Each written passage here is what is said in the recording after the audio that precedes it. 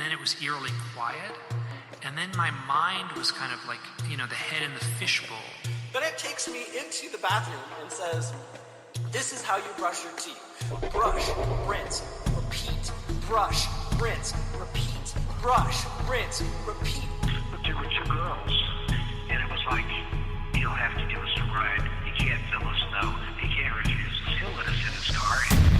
Thoughts were all alone in this empty void. The head in the fishbowl. This doesn't look right. They got close enough where he said he could see, their eyes and how intelligent they seem. This doesn't look right. These gremlin-type creatures. This doesn't look right. No pupils, no iris, 3 fingers, 3 long fingers.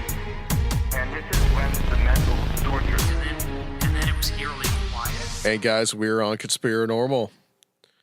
And Rob has just been put through the ringer this week, man. How's everything going with you? Good, man. I just shotgunned an energy drink, and I don't feel anything.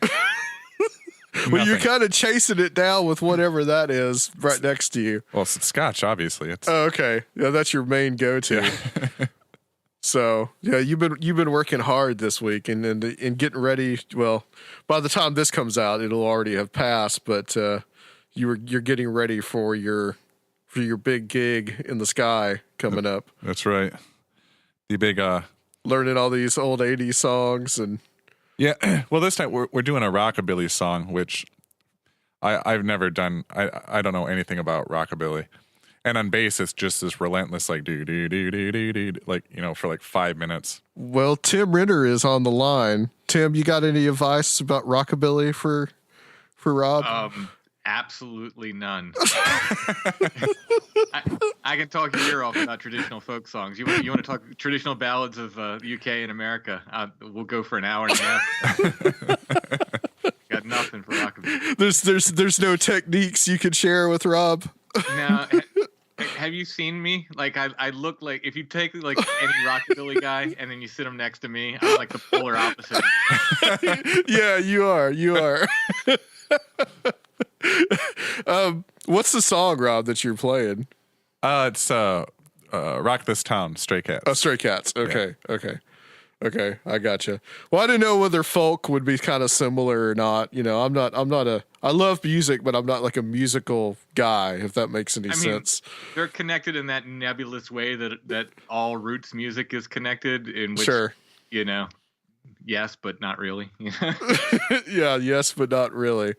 Well, the main reason we've got you on, we're going to get you on here for about like 30, 40 minutes because we've got Nick Redfern coming on tonight, and we're going to talk about his new book on Slenderman Man. And you on your podcast, Strange Familiars, that's a plug, one of my favorite podcasts to listen to. You've done about a episode and a half now about another interesting figure called Flannel Man. So if we want to add in another, like, rock genre, maybe, he plays grunge, obviously. So yeah, absolutely. So this is something I had never heard of before I actually listened to your show. So it was just all new stuff to me. I'd never heard of Flannel Man. I'd heard of like the Grinning Man and those type of things. But what is Flannel Man?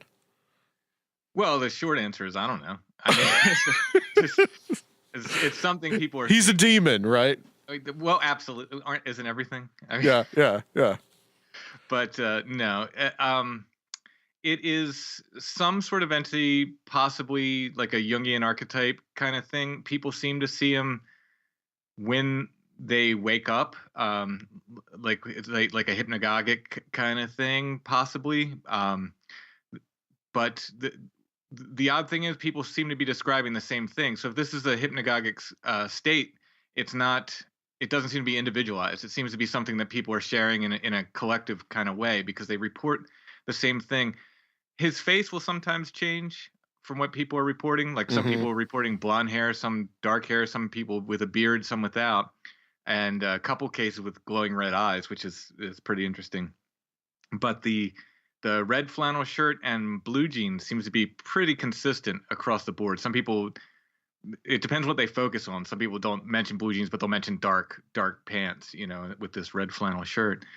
So it's and it's acting the same way. It seems like a lot of people are reporting when they see it, when they'll wake up. My wife, for instance, had an encounter with this, and this was back 16, 17 years ago, something like that. I'd have to get with her. She's got a much better memory than I, but we'd never heard of this before, and she woke up from another nightmare and saw this guy standing over us, and woke me up screaming then. But she reported it, and a bunch of other witnesses have reported also that it seems like when he realizes you're staring at him, or like it's like he's surprised, like he's caught, like he doesn't expect you to see him. So that's pretty consistent throughout. The fact that people are seeing them after they wake up, usually from a nightmare, they'll wake up and then see him. That's pretty consistent throughout. But what it is and what it represents, I don't know. I don't know if it's some sort of, for a while I was thinking it's maybe like an archetype of the American subconscious. It represents the frontier and the manifest destiny. Because like I think of Paul Bunyan, something like, is he ever holding an axe or anything like that? My wife, when she saw him, she said she doesn't know if he was holding an axe or if she sort of, in retrospect, put an axe in his hand because he looked so much like a lumberjack. Sure. She said he looked just like the Brawny Man. But I seem to remember at the time her saying he had an axe. It was a man standing over us with an axe. But again, she's got a much better memory than I do. But then I started getting reports from people from Sweden and stuff that are seeing this guy. I saw a guy online. He's an occult author from the UK. I won't out him because I don't know if this is a public post on Facebook or just a friend's post. But I saw him put up a post and he was talking about, doing some kind of ritual for a Babylonian or Sumerian god or something. And, all those gods are bearded. And he said, I think it worked because I had this, I saw this guy in my house, this bearded god, but he was wearing a red flannel shirt. Weird. So, yeah, he basically described Flannel Man, without knowing, but for him it was this, Sumerian deity, whatever it was. That's out of my wheelhouse. I forget exactly what deity it was, but it's very, very interesting that so it's popping up more than just in America. So that kind of scrubbed my Paul Bunyan collective unconscious theory there. Sure. But I don't know. I'm maybe reaching here, but just like, Scandinavian and, the Paul Bunyan being in Minnesota, I don't know whether there's a connection there possibly. Yeah, but possible. It's possible.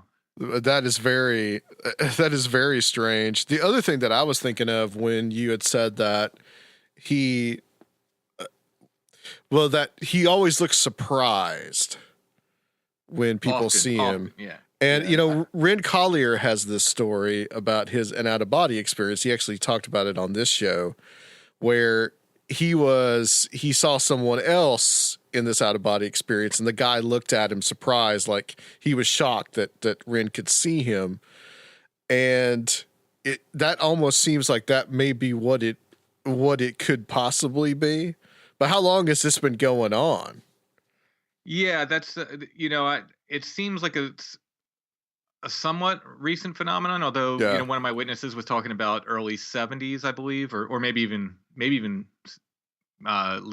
to late 60s when she was real young. She saw he walked into her bedroom. That was the one with the red glowing eyes. And I continue to get, this is the thing, we really struck a nerve with this. Now, I didn't invent this. Sure. I read about this years ago, like many years ago. I want to say, early 2000s or something. I read an article on the internet and people said, people are seeing this Flannel Man is what it was called on the internet. I didn't invent the name. This article, I don't know if it was on Daily Grail or Above Top Secret or one of those sites. And I sort of made note of it because I thought, oh, that's what Allison, that's what my wife saw. And we talked about it on one episode. I just kind of offhandedly mentioned it to James, my sometimes co-host, and said, yeah, we have one of those too. We have a sometimes co-host as well, who isn't here, by the way. Well, there you go. It's not sometimes, apparently. But I just offhandedly mentioned to him because my wife is quite the skeptic, and I said, well, even she's Right. had an encounter with this Flannel Man thing, and then we just got blasted with people writing emails like I've seen that thing, and encounter after encounter, and I got a new one today. Someone wrote me with they'll probably come on and share it, and it's pretty interesting. We struck a nerve somehow, but again, like I said, I didn't invent it. I had read about it somewhere else previously. We just started talking about it, and people are responding. Do you have one of those encounters that you could read off to us? Oh, I don't know if I can read it. I mean, I can. The one I could tell best is my wife's. Sure. So, I remember very clearly, and this is another interesting aspect of it. We went to a friend's house, and we stayed there like late into the night, and it was the only person I'd ever told, other than my wife, at that point, up to that point, about my quote unquote alien abduction experiences. Which that's a story for another time. But I don't believe they were aliens. I don't believe I was abducted. But that's just the best shorthand term for it, we'll call it. And I particularly mentioned that they had been leaning over me in this one instance. They were leaning over my bed.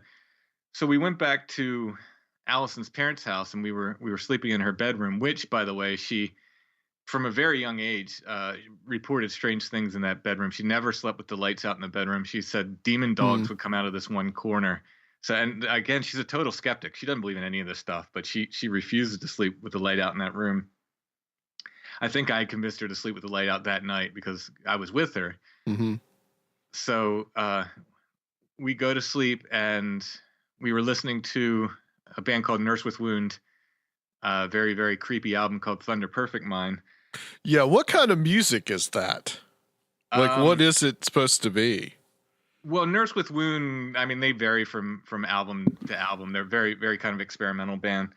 And, sometimes they have beats, sometimes they don't. Sometimes it's just, basically drones and weird sounds and stuff. This was just a very disturbing kind of drone-ish, but there's some like tribal beats in the one song. It's very, very creepy. It's a very, very creepy album. If you go, I think they have a Bandcamp, Nurse with Wound. Just look up Nurse with Wound Bandcamp, and Thunder Perfect Mind is one of the first, most recent releases, I think, because they re-released it recently. Interestingly, I wrote the guy and asked permission to use his music on that Flannel Man podcast, and about an hour after I published it, he wrote me back and said, "You sure? Go ahead." So that's a really creepy album cover too. I just looked it up.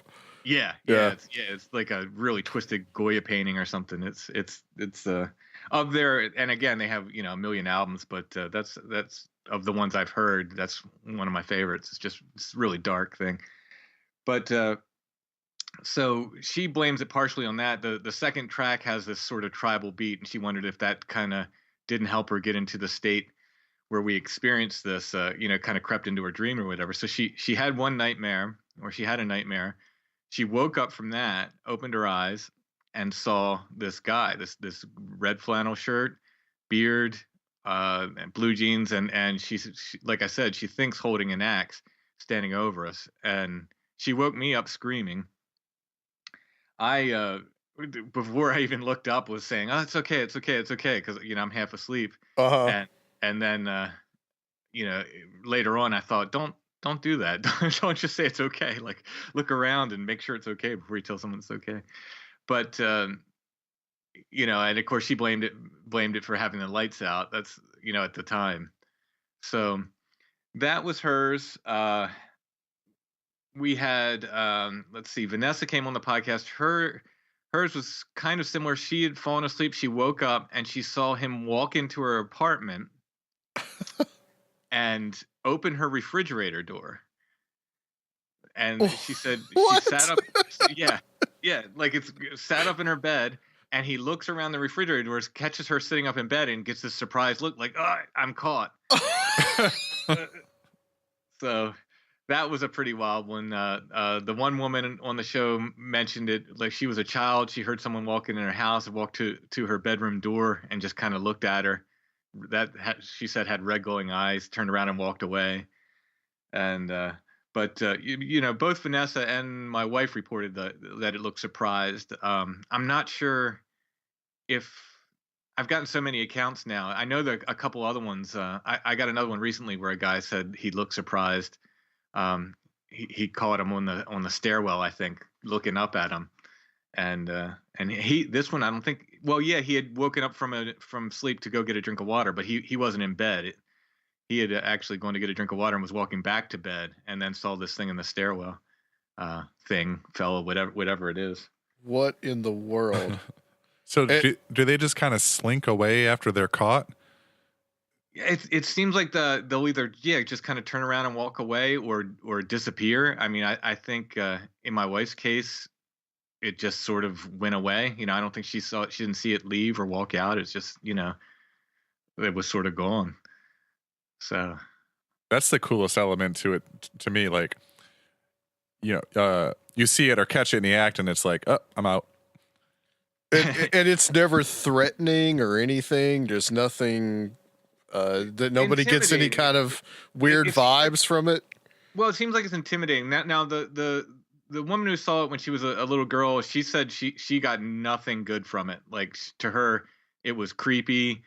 There was nothing comforting at all. Of course, the glowing red eyes would be rather disturbing, I would think. There's nothing comforting about that experience for a child, certainly.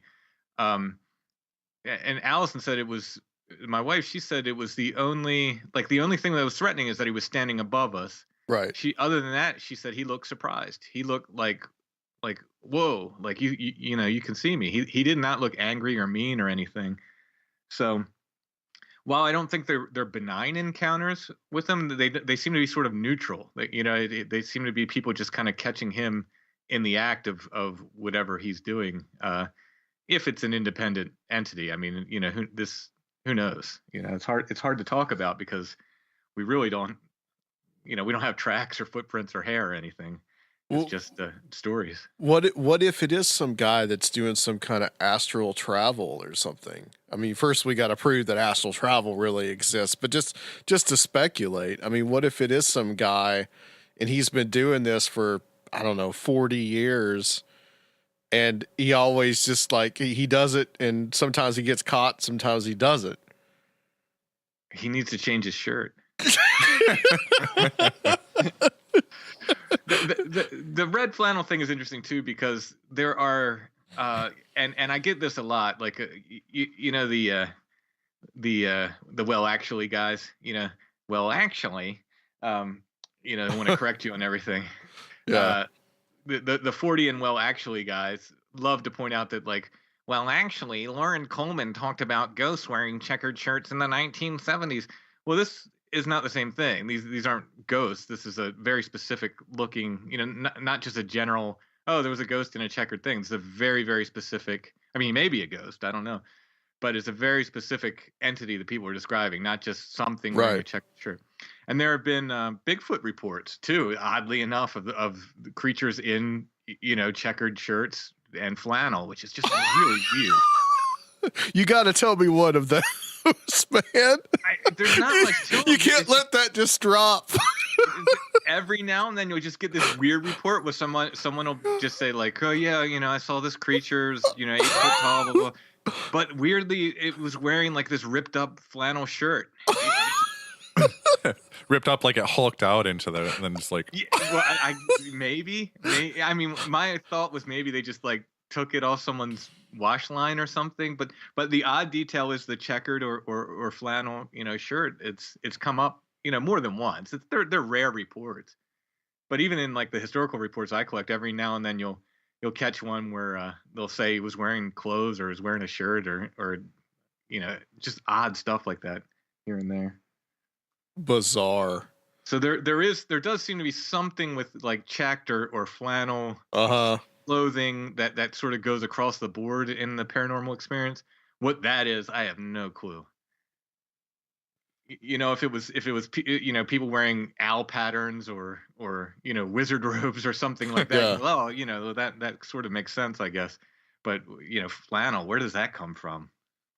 Yeah, I mean, like you said, it could be like, you know, the everybody's unconscious view of a workman. And you brought up that your wife thought it looked like the Brawny Man. Yeah. That's another part of this stuff too that makes me. And we're going to talk about Nick Redfern about this. You know, about Slender Man and about how that came into popular culture, and then everybody started seeing it. So, you know, the Brownie Man is something that you go to the supermarket, you see that all the time. It's something that's almost unconscious, and you got to wonder if that, you know, people start seeing the Brownie Man for just some odd damn reason. With Slender Man, it almost has a feeling of, to me, of like a tulpa, like it's this thought form that people have put all this energy into this thing, right? You know, thinking about him, writing about him. I think he's in video games and stuff, horror movies, et cetera, et cetera. That you could almost see, you know, people sort of, you know, making this thought form out of this, you know, cultural meme or whatever you want to call it. But the Flannel Man just seems like, I mean, honestly, you know, Slender Man seems pretty sinister and all. Flannel Man just, it's kind of a boring image, really. You know, I mean, there's not anything like, I mean, people are like, you got to write the Flannel Man book. I'm like, all right, I mean, maybe I will, but like, where's the hook? You know, it just seems to be some dude, you know? that goes rummages through your refrigerator at night and hopes he doesn't get caught. Yeah, exactly. He's just some hungry guy, the hungry lumberjack who's able to walk through walls or something. Well, I was going to ask you too about, you know, your wife's experience and about, you know, about her room and her seeing the demon dogs. Mm-hmm. I mean, could this be a case? Well, you know, the history of the house, I mean, had people seen weird stuff in it a lot other than her? I think it was only her. I think for whatever reason, she just had it was only in one room of the house. It was her own bedroom, ironically. And but had that always kind of, her seeing the demon dogs had been that part of kind of like a hypnagogic state or like a sleep paralysis event for her? Before? I don't think it was, because I don't, you know, I think this was her sort of, I don't know if it was her only hypnagogic thing, but it's not something that she has a lot of like hypnagogic events. So I think it was more like either just bad dreams as a child or something like that. I mean, you know, this started when she was a very, very young child, and for whatever reason, she just, you know, didn't like that room and would always tell stories. Even when I first met her, you know, we were in our well, she would have been 16, I was 20. We were not dating then, we were just friends. But I remember her even then telling me those stories. Huh. I'm just wondering if it could be a portal situation. Yeah, I don't think she would say so. I mean, like, again, she's pretty skeptical. Right. You know, I don't think she would say that, but even to this day, I know she doesn't particularly like that room. She you know. And Thunder Perfect Mind probably by Nurse with Wound probably wasn't the best thing to listen to go to sleep. Yeah, she credits a lot of that, especially like I said, that the second track I think is Colder Still, and it has sort of a trance-like drum beat that runs through it, and she credits that as sort of maybe putting her in the state, you know, subconsciously to experience that. Don't you make kind of similar music to that? I have, yeah. The Wilderness Geist thing, I would put that I recently I would put in the same sort of general category. That's that stuff that the intro to Strange Familiars, right? Is that part of that? Yeah, which I've been told is devil music. because I put reverb on the guy's voice, I made him sound evil. Well, that reverb will do it. Yeah. Anytime you want to do that, you got to get some backmasking in there too, Tim. Yeah. Well, that would, you know, we might summon demons then. So the final question is, well, we're gonna put it up for a vote. Well, we'll get your input on this. Who would win in a fight, Flannel Man or Slender Man? Oh, Flannel Man, definitely. Dude's got the power of grunge behind him and an axe.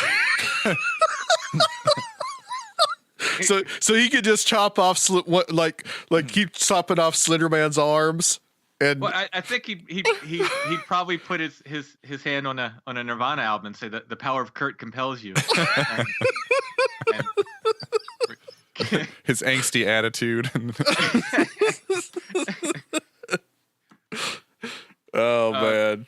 Yeah, who knows? I mean, I don't know. I mean, I know Flannel Man or Slender Man is. They say he's responsible for, I guess influencing people in bad ways. But does the entity itself attack people?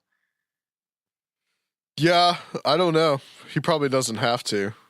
Yeah. So I just if there was going to be an entity battle between the two, I'm just I'm going with Flannel Man just because he's more obscure and has more to do with my podcast. So plus he could transform himself into a Bigfoot that's wearing flannel. That's right. And then he could probably really kick some ass. Or just whistle and Babe the Blue Ox will come running. Well, Tim, Slenderman doesn't have giant blue pets, so that's true. That's true. Another point for Flannel Man. Well, Tim, before we let you go, what's next for you? What are you working on now? What can we expect from you? Well, more Strange Familiars at strangefamiliars.com. Every other week, new episode, hopefully. And I'm working on a couple books, more historical Bigfoot stuff, and a follow-up to Beyond the Seventh Gate. Well, thank you so much, Tim. Was there anything that you wanted to ask Rob about Flannel Man before we go? No, I think we covered Flannel Man pretty good. It's good to have you back, though, Tim. I feel like I don't, there's not a lot of answers. The only thing I could do is kind of tell the stories and tell what people have experienced. But I do think it's very interesting. It's, whatever's happening. Like I said, we seem to have struck a chord with this that people are responding to. So if anybody out there has Flannel Man stories, hit me up you can find my contact info at strangefamiliars.com. We're definitely collecting the stories.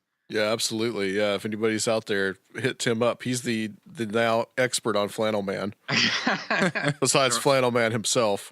Yes, I'm going to see if I can get an exclusive Flannel Man interview. All right, Tim. Stay on the line for us. We're going to close out this section. And guys, we'll be back with Nick Redfern to talk about Slenderman on Conspirinormal.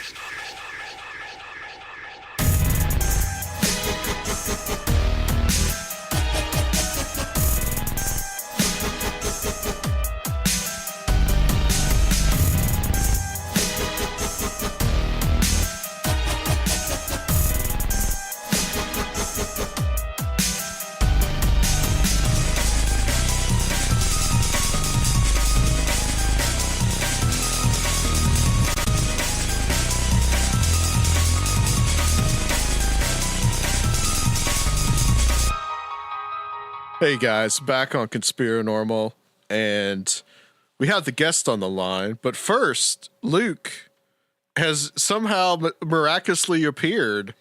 Dressed in flannel. I don't know what's going on. It's a little weird. Yeah, I'm wearing my flannel today, but you gotta fly your flannel, man. I have to show up an hour late. I mean, that's part of why I'm so dope on this show, because I always show up late, and it's like, oh man, building the suspense. Oh, he's here. That's part of being Luke. That's just part of who you are. So we have Nick Redfern on, and I think this is probably like the 1,667th time that we've had you on, Nick. Welcome back to Conspirinormal. Oh, thanks, guys. Thanks for having me on again. Yeah, absolutely. We're going to talk about your book about Slenderman, but we started talking a little bit before in our kind of like off-the-air banter. You'd written a little thing about the movie Threads, and you just bought it on Blu-ray, which I understand that it just released on Blu-ray, but this is a little light viewing for you. So these guys, I don't think, know what that movie is. I don't think a lot of people know about it. No, they probably don't.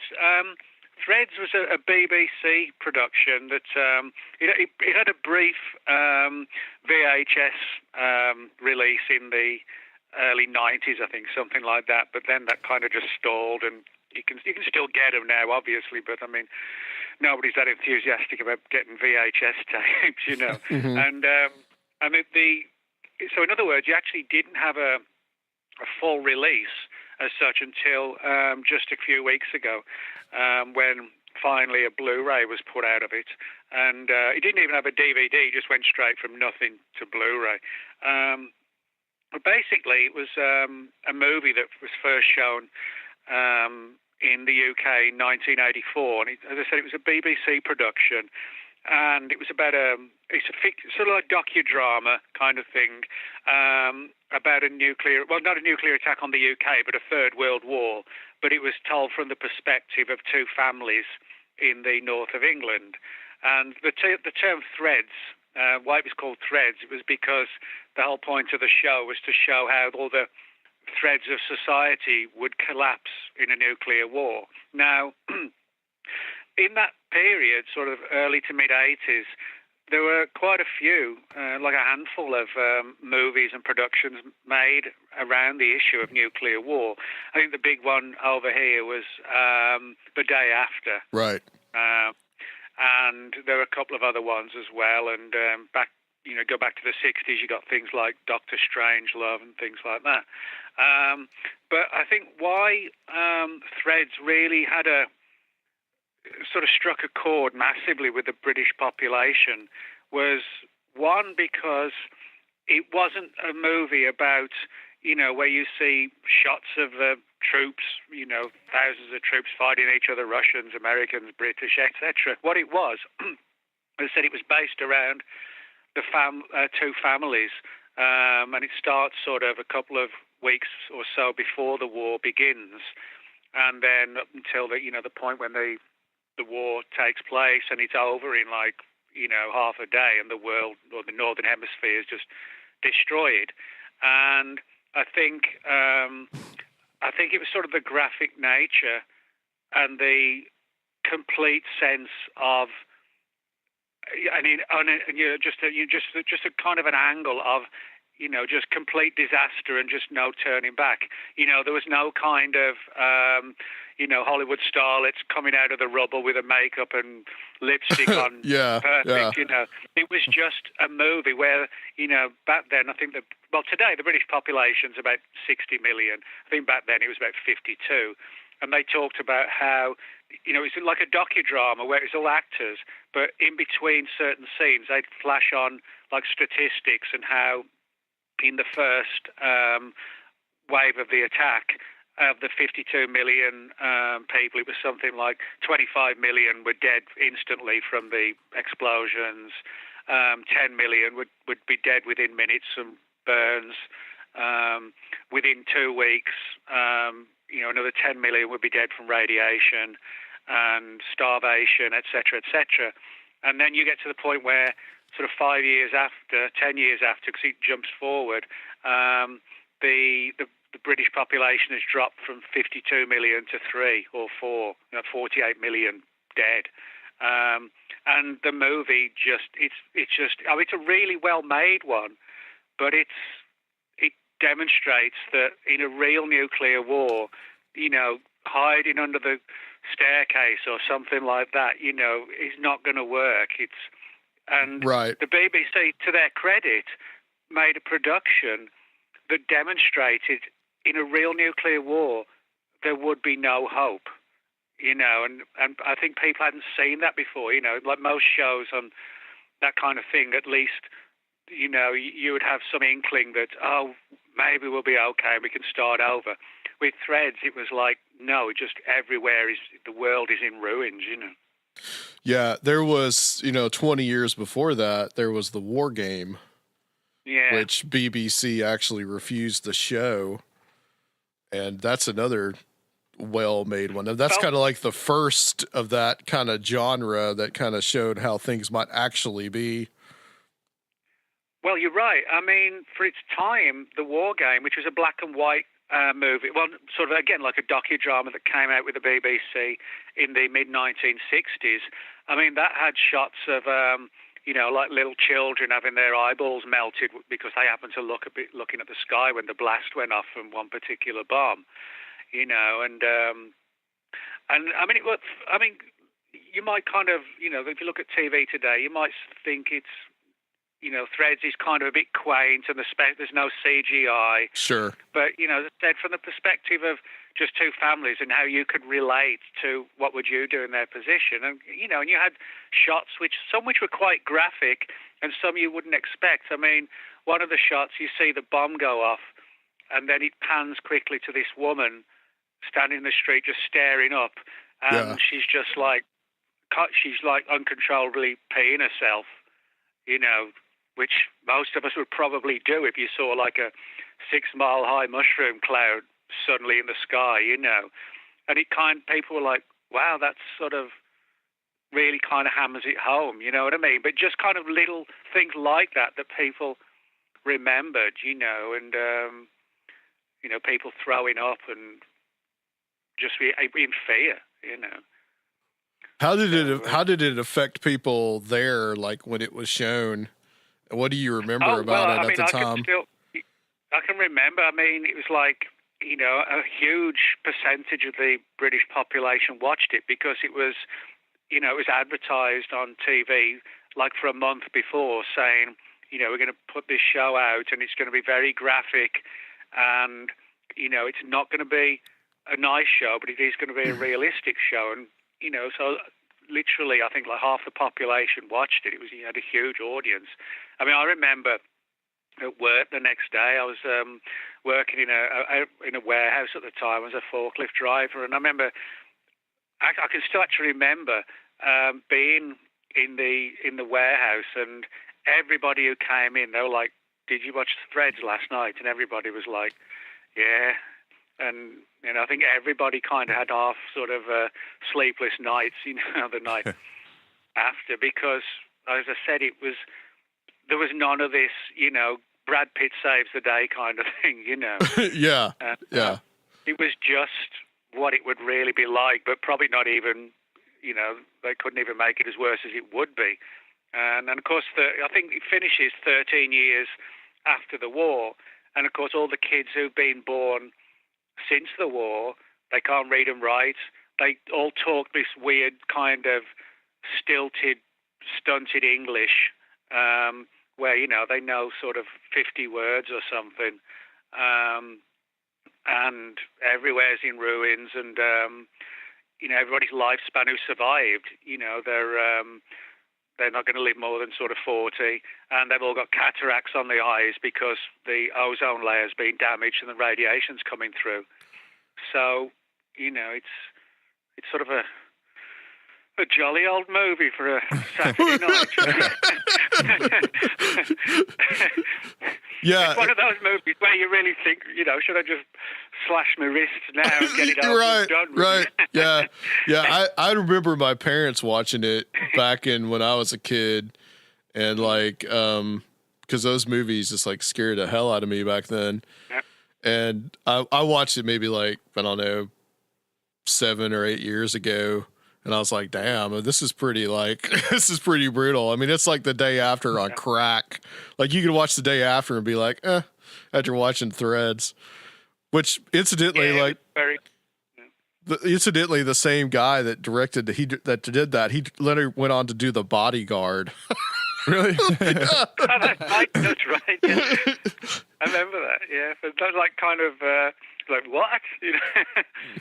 But, I think it's sort of the power of the movie is that you can ask anybody, in the UK really sort of 45 upwards, and they'll all remember Threads, if they watched it. It's like one of those things you never sort of, or certain scenes you just never forget, Kind of like, I never heard of this before now, but I read Hiroshima when I was in middle school.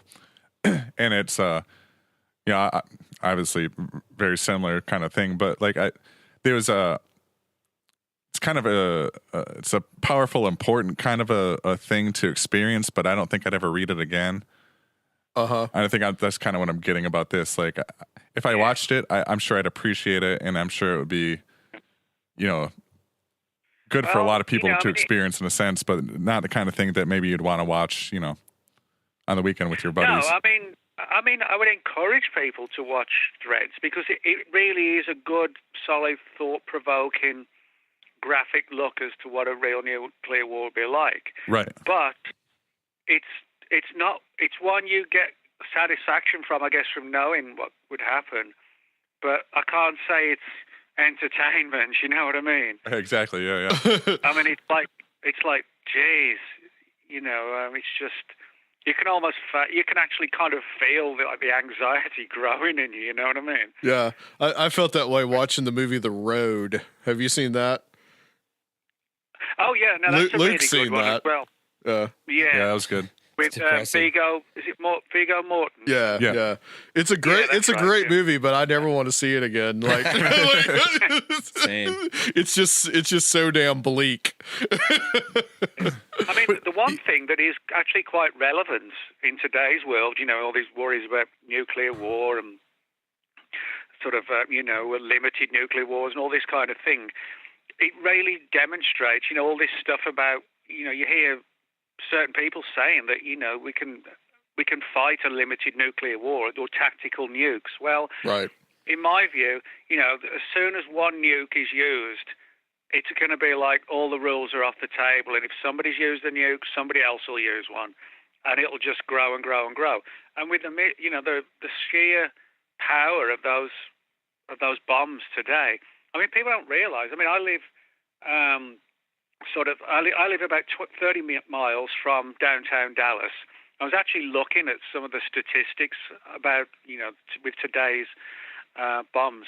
And because I was actually going to make that article on Threads longer, but in the end I decided not to. I decided to just keep it on the movie itself. But I was looking up the statistics, and some of the power of these atomic bombs now, as I said, I live 30 miles from Dallas, and they were saying, you pick your average city, and for like 5 miles in a circle, everything is literally vaporized. There's nothing left, not even rubble, not people, nothing, no car, just dust. And then after that, you've got like 10, 15 miles of just raging firestorms, like 200 feet high. And 30 miles away where I am, you get serious flash burns.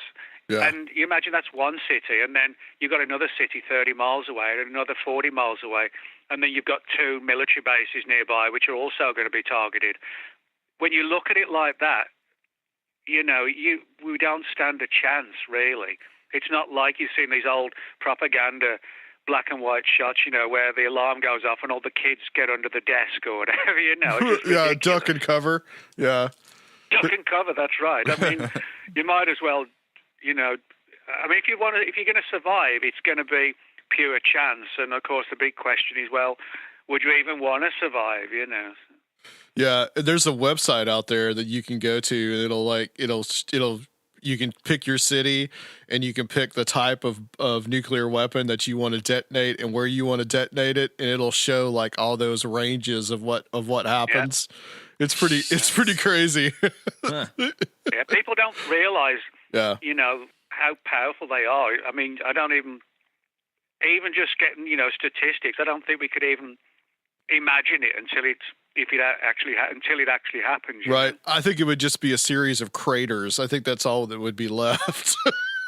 Yeah, and of course, there's all the aftermath. I mean, you can't turn your taps on and use the water because that water supply is almost inevitably going to be saturated in radiation.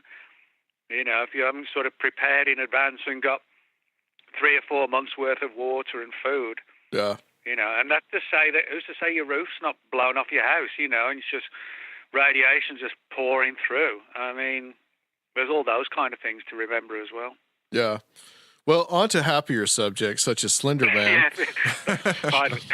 This makes Slenderman just look like a little wimp. Like an ice cream truck driver. Yeah. They're kind of creepy anyway, so that's not a good relation. There's true fear, and then there's like stuff we should be really scared about. But so let's talk about this. So you put this book out on the Slenderman, and this is something that we've talked about on the show, mostly as it deals kind of with like how people seeing weird stuff kind of mirrors popular culture. You know, we talked about this when the whole Phantom Clown thing was going on, which is Rob's favorite subject. He loves clowns. I love that you keep bringing it back up, Adam. And oh, anything for you, Rob. And so, so Slender Man seems to be kind of like this type of thing where you have this fictional character, obviously fictional character, that has been put into popular culture, but people start to actually see it. So what's kind of let's talk about the origins of Slender Man and where Slender Man actually kind of comes from. Well, what happened was that in the summer of 2009, a website called Something Awful had this contest to see who could come up with the sort of creepiest creature for the internet era. And lots of people submitted,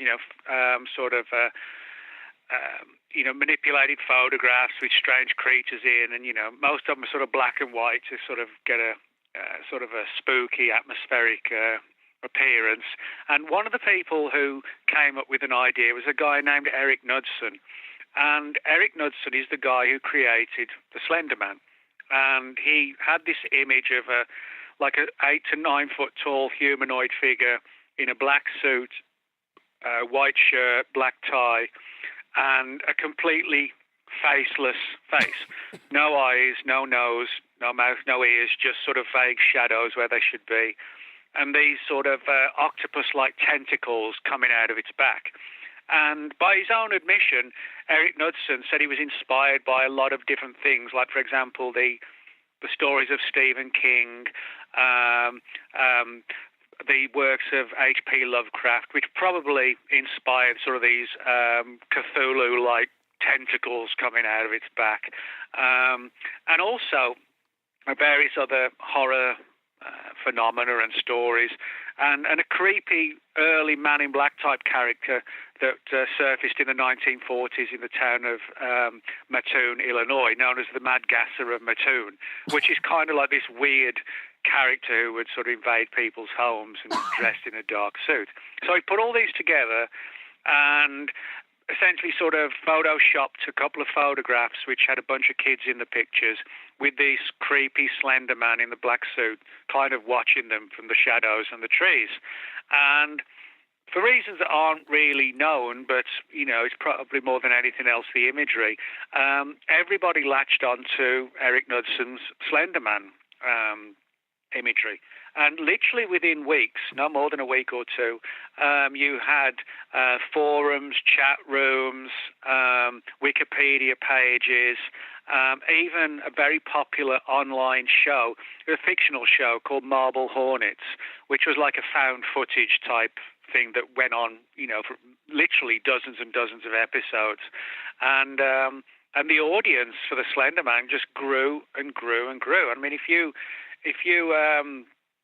go on, say, Google search and you just type in Slender Man, there are more than 7 million results just, with the Slender Man word in them.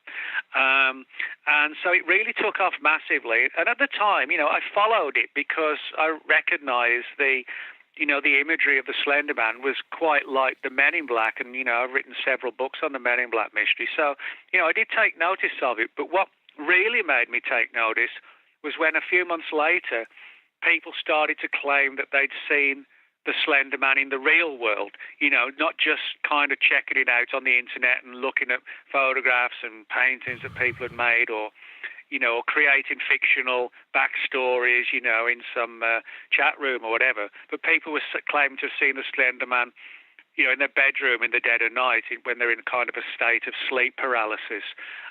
Or they'd feel compelled to look out the window in the middle of the night and see him staring up.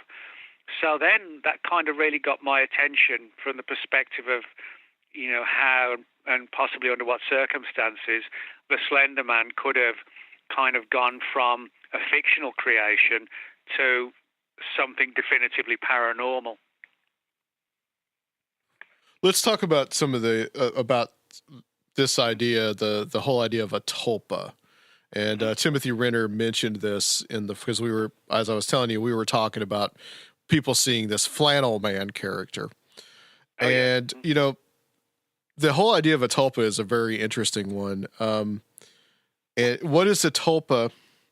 And also, you talk about Alexandra David Neal, this book about being in the Far East. I think some Buddhist, like a Buddhist temple, and some of her interactions. So the whole idea of a tulpa it's a very fascinating one. Yeah, well, tulpa is a Tibetan word, which the closest translation in English is thought form. Now, basically, the concept is that if you focus your mind on something so deeply and intensely, and you're thinking about it, obsessing about it, dreaming about it, you get your mind into an altered state, and you kind of get into that mode week after week, maybe even month after month, that you can, in a very strange way, kind of supernaturally give birth to a fictional entity. In other words, the idea is that the human mind has the ability to essentially externalize a dream or something, you know, in the imagination, where it strides out of the mind almost in sort of a semi-spectral, semi-physical form. In other words, you know, what you think about, you give birth to.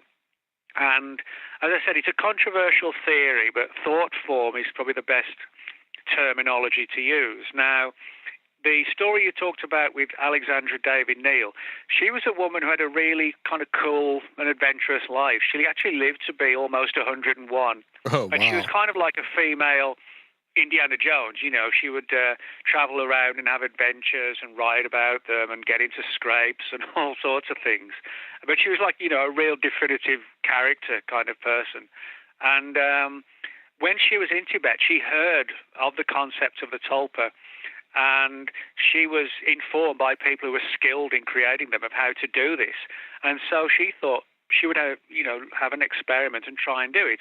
And she tried to focus on the image of like a chubby Friar Tuck character from Robin Hood. And so that's what she focused on.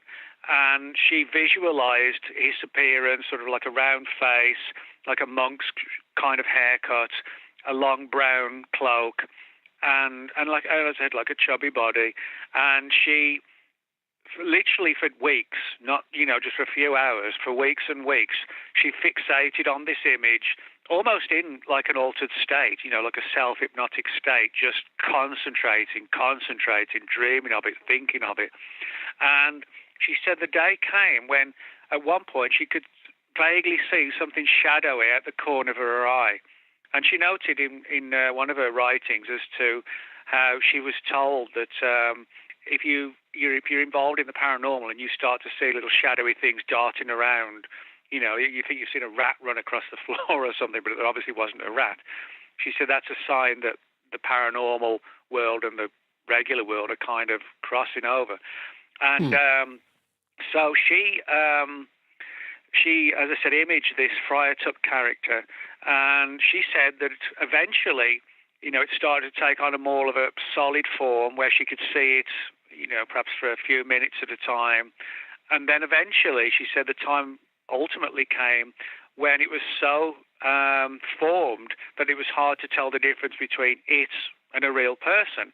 Now, what happened, and this often happens in a lot of these stories, is that the tulpa, the thought form, becomes sort of self-aware and tries to break away from the creator, kind of like Dr. Frankenstein and the monster. You know, he unleashes this thing that causes massive problems, so to speak. And she said that over time, the chubby, jolly monk, as she described him, you know, this sort of, she visualized him with like a big grinning face. She said his face, you know, the grin went away, the smiles went away, and his face took on like a sly, almost like a dangerous appearance, and his chubby face became leaner. He had cheekbones, and she just developed this kind of atmosphere of terror and negativity around her, because he was turning the tables on her, and a case of, you know, trying to destroy the creator. And she said that she went to one of the people who told her to do this and who said that, well, this is what very often happens. And then she had to go through another process, which was taught to her, to try and deconstruct the tulpa. And she said eventually she did that. Part of it was done by trying to blot it out of your mind. So in other words, the less you think about it and the less you believe in it, the theory is that it starts to literally dissolve and fragment away. But of course the problem is, how do you force yourself to forget about it? You know, it's not the easiest thing to do, to forget something. So that basically is the concept of the tulpa. But when it comes to the Slender Man, you imagine if Alexandra David Neal could do this and she was just one person.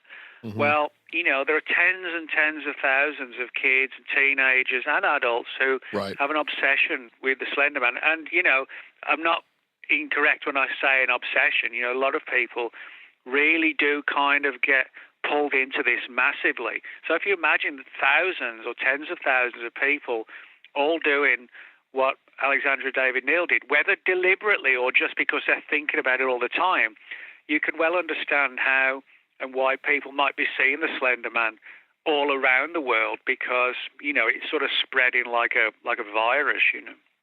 Yeah, the internet would just increase that exponentially. Mm. And, you know, there's also, too, the Philip experiment as well, where they create what was the university that did that? I forget the actual university, but basically what it was a very interesting experiment and again, kind of like trying to create a tulpa in a way. But this was actually a Canadian program where you had this group of people, a paranormal group, and what they did was to try and create, for all intents and purposes, a living entity which actually never lived. And they called him Philip. And they gave him a backstory of having grown up in England several centuries ago. And he was married, had this large house, and he had a mistress on the side who died tragically, and he killed himself. And that is basically the story, you know, fictionalized story. But the group then essentially tried to do what so many other people did, and that was to try and create Philip by focusing on him, on how they envisaged him looking, how, you know, the backstory of this tragic life and so forth. And then it turned up that when they were doing seances, that they would actually get messages from Philip, who actually never really existed at all. Right. But it wasn't a case with Philip that they saw him. So it's slightly different to your average tulpa. But they would get responses kind of that you would get, you know, at a seance. But the concept was almost identical in the sense that you had this group of people communing and contacting and speaking with, in a way, sort of a centuries-old English lord, if you like, who did not exist, had never existed, but yet in a strange way now did exist and was now, you know, communicating with them, and also actually began to add in parts of the story of his life, which they hadn't created, but he, in his life, if you can call it a life, started to fill the gaps to where, you know, it had gone again beyond the, you know, the expectations of the group. Yeah, that's a strange story. It is. And we have these antecedents. You did mention the Mad Gasser, but you also talk about, you know, the Men in Black. And there was another interesting one where you kind of link Slender Man a little bit to Lovecraft, too. Well, yeah, I mean, this is where it gets interesting because, you know, Eric Knudsen, without doubt, created the Slender Man. There's no doubt about that. And, you know, we know his primary inspirations as well. But, as I said, he was definitely inspired by Lovecraft, by his own admission. And I do think, you know, it's almost certain that these, you know, rubbery tentacles coming out of the Slender Man's back obviously kind of echo back to things like, Cthulhu and these strange monsters that, sort of rubbery octopus type things, that Lovecraft in the real world, had a complete hatred and fear of. He just kind of just didn't like things like that, but it didn't stop him writing about them. Now, there's kind of a school of thought which believes that that Lovecraft, with all these stories of strange monsters and ancient cities and, incredible places, magical worlds, there's this school of thought that he didn't actually create them himself, but that when he was sleeping, that he literally sort of astrally traveled and may have seen some of these locations and these entities, these creatures, and assumed that this was just a regular kind of dream or series of dreams, because a lot of the things he created did come from his dream world. But so people have suggested, well, what if it wasn't just a dream world? What if it was sort of a real kind of multi-dimension, something along those lines? And so, in other words, Lovecraft may have been inspired to write fiction via something that possibly he didn't realize was actually real. And people have suggested that that may have happened with Eric Knudsen, that yes, he created the Slender Man, but the fact that he was inspired by a number of entities in the supernatural world, like the Men in Black, the Mad Gasser, the Mothman phenomenon, and several other things, people have begun to wonder if, he too had tapped into something that wasn't just the imagination, which is, kind of parallels exactly what people have said about Lovecraft, the idea of kind of channeling and downloading information and using it in whatever way, and not realizing that it isn't just a thought or it isn't just a dream. It's actually something much more. And, and there's no doubt that, Lovecraft came up with some of the most sort of iconic imagery and tales and even a style of writing as well. Everything about it. He had a lot of flaws, no doubt about that, in his character. But he was also someone who, changed the face of sort of horror fiction, really. There's an old funeral home. I think we might have mentioned this on the last show. I can't remember. There's an old funeral home here in Nashville, and it was owned by a lady that was married to one of the top Freemasons here in Nashville. And there's like an actual like window on this funeral home that has this weird like eye thing in the middle, and it has all these tentacles like coming out from it. It's very strange. And I have to wonder, like it really made me think of something that Lovecraft would come up with. And I have to wonder if maybe, and they held seances in this house. And I have to wonder if there was any kind of link to Lovecraft and spiritualism, whether he was maybe had been exposed to that early in his life. Well, I mean, he always said, or publicly at least, and in letters, that he didn't have, too much of a real belief in a real paranormal world. Yeah. But then again, who knows what goes on behind closed doors in somebody's mind, I mean, right. You can never say for sure. It's kind of like people say, you got a axe murderer next door. What do they always say? Oh, he was such a nice guy. I would never have thought that. You know what I mean?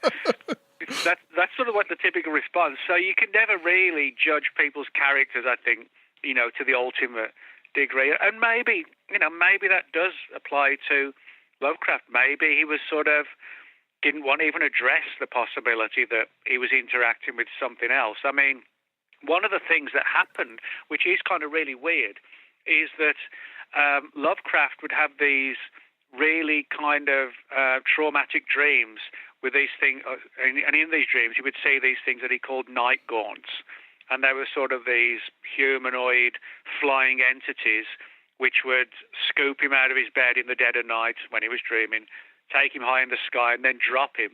Huh. And as he was about to hit the floor, then or the ceiling of the roof, whatever, he would suddenly wake up in a state of terror. Now, he described the night gaunts.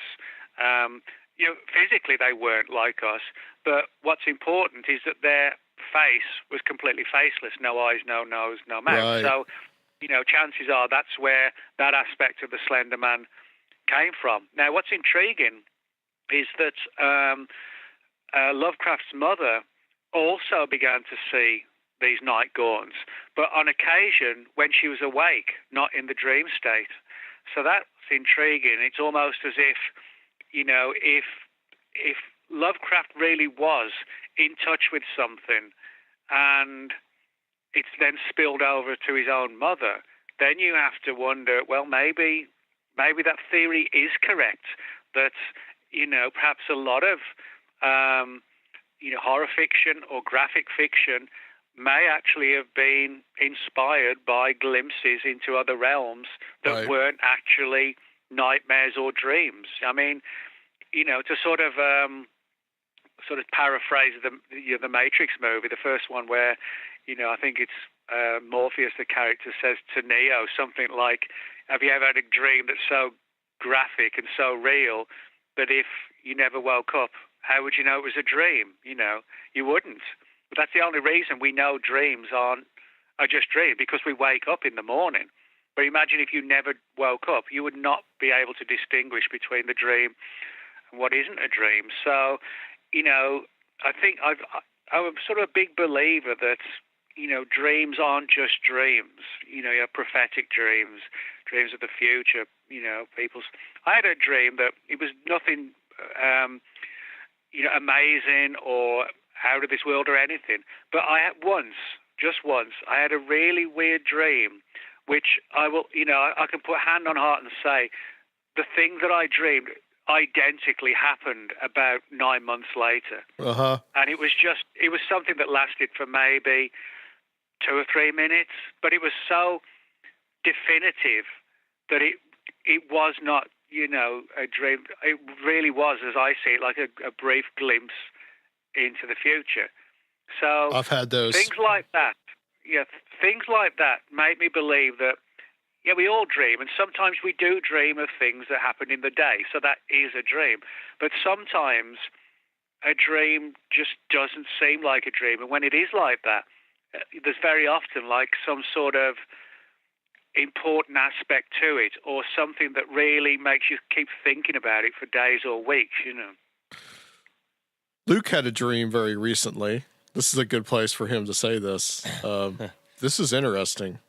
Yeah, I often have dreams of the farm that I grew up on, even though I've been away from it from all these years. I've been in Nashville for over 10 years, but I was in the stream back at the farm, and I was wearing a cloak and had a wand. But anyway, like I look down the stream and I see this carriage, and I approach it like an old farm carriage, with the wagon wheels, everything. And I approached it, and there's two like beings sitting in there, and they look like they're made out of dirt or clay, and they're swaying and they're moving like cobras, and they've got chapped like busted lips and little squinty like reptilian eyes, and they're like swaying around, and they got their little hands out on the table between them inside the carriage. That's weird. Yeah. That's really weird. Adam liked that story when I told him earlier today. Yeah. Luke drew a picture of it, and cool. I'll put it up on the. I'm going to put that up on the Conspirinormal website on our Facebook page. All right. But yeah, so it is interesting, these kind of figures that we will see in our dreams. You also talk about in the book. You talk about popular culture and movies. You talk about Dark City is one that the kind of very Slender Man looking characters. One that I thought of was Jacob's Ladder. If you've ever seen that one. I saw that when it first came out, but I really don't remember much of it now. Yeah, there's these kind of like faceless beings that kind of are in that it's very strange. Yeah, I was too young when I watched that. I don't remember. It's freaky. Yeah. It's a freaky movie. You talk about too, like there's a story that really got to me in the book. This is more like about the Men in Black, but like they said that there was this one these Men in Black came and they got a job somewhere, and they had like these really strange elongated fingers, which is very Slender Man-esque. Yeah, well, this story actually, this is important because one of the things I talk about in the book is that sort of pre-existing reports of the Slender Man before the Slender Man was created in 2009. Now, the term Slender Man did not exist before 2009, but creatures or entities like the Slender Man, you know, they go back a long, long way. Now, the story that you're talking about was actually published in the early 1950s by a UFO researcher named Harold T. Wilkins. And he was someone who, like a lot of people in that era, you know, this wasn't long after the whole Man in Black mystery started with people like Albert Bender and Gray Barker. And for people who are listening who might not realize, you know, the real Men in Black are nothing like Will Smith and Tommy Lee Jones, you know. Right. In the movies, they're sort of agents of some sort of secret agency, you know, and they kind of look like FBI, etc. But the real Men in Black are sort of very creepy, pale, skinny, cadaverous. Sometimes people, this word gets really weird, people sometimes say they kind of smell of dirt, which is kind of like really weird. Yeah. And so, you know, they kind of look like a cross between an old school vampire and you know, a G-man, as they used to be termed. But they're clearly not from the government. But Harold Wilkins talked about getting this one story of these two creepy characters, very tall, skinny, and these long, almost sort of tentacle-like fingers, you know, flickering and, you know, moving around, and far longer than they should be, dressed in black, and, you know, they didn't look well. And you can find a lot of stories like that, you know, that predate the Slender Man. And, of course, when you find that not only did these stories predate the Slender Man, but we can prove that they were spoken about before the Slender Man came around, you know, to me at least, not to everybody, to me at least, you know, that is an important factor, you know, in terms of asking a legitimate question, namely, which really did come first, you know, the Slender Man, or was it the fictional version, or was the fictional version, you know, inspired unknowingly by the pre-existing one? It's, you know, it's incredibly difficult to say, but, you know, it's just a weird phenomenon, you know, when you think you've got it sort of locked down and nailed to the floor, something else occurs, you know, which kind of throws you off course. Yeah, very, very, very much so. Have you ever heard the Stranglers song, Men in Black? Yeah. That's a creepy song. Yeah, it is. That's weird. Well, everything to Slenderman, with the Men in Black, yeah, is creepy. I mean, I've got stories where people were visited by the Men in Black, not after seeing a UFO, as you would expect from the movie, but when they've been using Ouija boards and things like that, and people who've fallen sick after the MIB have been close to them. You know, it's like they've been supernaturally infected or something. Well, some of the stories that John Keel writes about in Mothman Prophecies are that's what I was just going to bring up. Spooky as hell. Yeah. You know, like they don't know how to eat, and they don't know how to use a fork, and like just the weird stuff like that that we talked about in another show. Well, one of the theories is that some people think that the Men in Black, or some of them might be thought forms as well, not necessarily created by us, but almost like kind of like the agents, as they're called in the Matrix. You know, where you got the Men in Black characters in the Matrix movies. And one of the theories is that what if we're living in some sort of Matrix type world, and the Men in Black are kind of like you know, a virus or, you know, an antivirus released into our world, you know, when something has gone wrong with the Matrix, and, you know, they have to patch it up so we don't find out what's going on. And to the point where, you know, they are kind of like, you know, we think we're living in the real world. What if reality isn't quite like as it should be, or seems to be? And so, in other words, we suddenly get these MIB turn up out of nowhere on people's doorsteps, and they always perform the same tasks over and over again to silence people, to intimidate them, to stare at them across the couch, But it's as you said, it's as if they don't know what they're doing, and that's kind of an intriguing aspect to all this.